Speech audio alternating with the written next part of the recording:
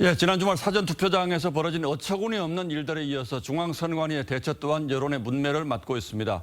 책임은 나중에 따지더라도 당장 모레 본투표 관리는 제대로 이루어질지가 걱정인데 박성재 기자가 그 대책을 자세히 취재해왔다고 합니다. 자, 박 기자 어서 오십시오. 네. 자, 어쨌든 본투표에서만이라도 이런 혼란을 막아야 될 텐데 직접 투표지를 직접 넣을 수 있도록 하겠다. 이게 지금 오늘 회의 결론이죠? 그렇습니다. 일반 투표는 실내, 그리고 확진자 투표는 주로 야외로 공간을 분리하다 보니 생긴 일이었습니다. 그래서 이번에는 이 투표 시간을 분리를 한 겁니다. 예, 그러니까 확진자 분들은 이제 건강 상태도 안 좋은데 선관위가 예측을 잘못해서 장시간 밖에서 추위에 떨면서 투표를 하기 위해서 기다리는 일들, 이런 일들도 있었는데 이건 어떻게 됩니까?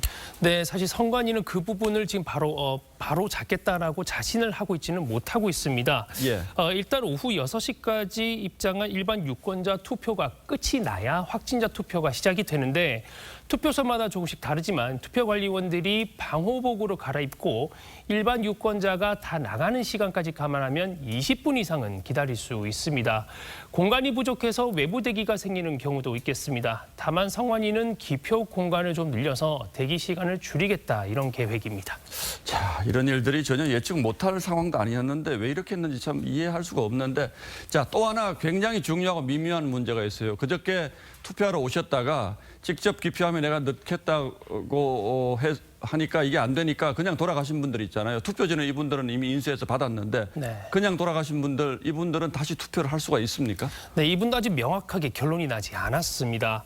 원칙적으로는 사전투표 때 이미 투표용지를 인쇄받았던 경우에는 본투표가 불가능하다. 이게 선관위의 입장인데요. 직접 투표 원칙을 훼손한 데 대해 항의했다가 정작 참정권을 잃게 되는 셈이라 논란이 될 수밖에 없죠.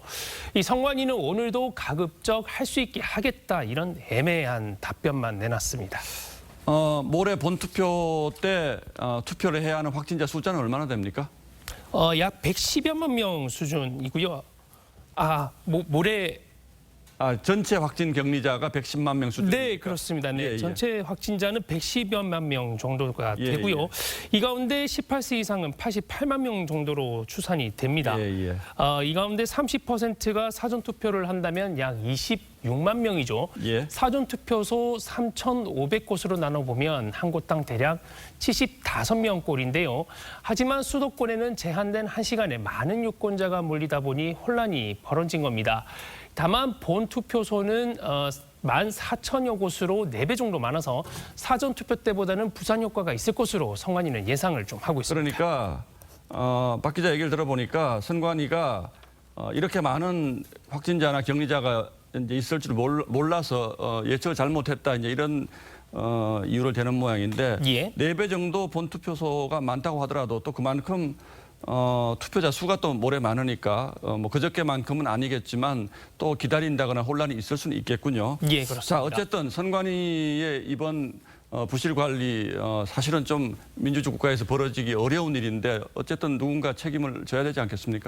네, 그렇습니다. 이 자신을 지방 공무원이라고 밝힌 한 청원인은 오늘 청와대 게시판에 확진자 사전투표 지침을 처음 봤을 때부터 이게 말이 되냐고 탄식을 했다면서 졸속 행정 책임자를 중징계해달라고 요구했습니다. 그동안 선관위가 다양한 논란의 중심에 있었고 이 중차대한 대선 관리에도 심각한 허점을 드러낸 만큼 이 선거 이후에라도 이번 문제에 대해 책임 소재를 규명해야 한다 이런 지적도 적지 않습니다. 특히 대혼란 당일 출근조차 하지 않았던 이 노정희 중앙선관위원장에 대한 책임론이 커질 것으로 보입니다. 예, 뭐 잘못은 잘못이라고 하더라도 노정희 위원장의 지금 처신도 사실 잘 이해가 안 되는 건 사실입니다. 예, 어쨌든 모레 본투표는 큰 혼란 없이 잘 치러지길 바라겠습니다. 박성재 기자 잘 들었습니다.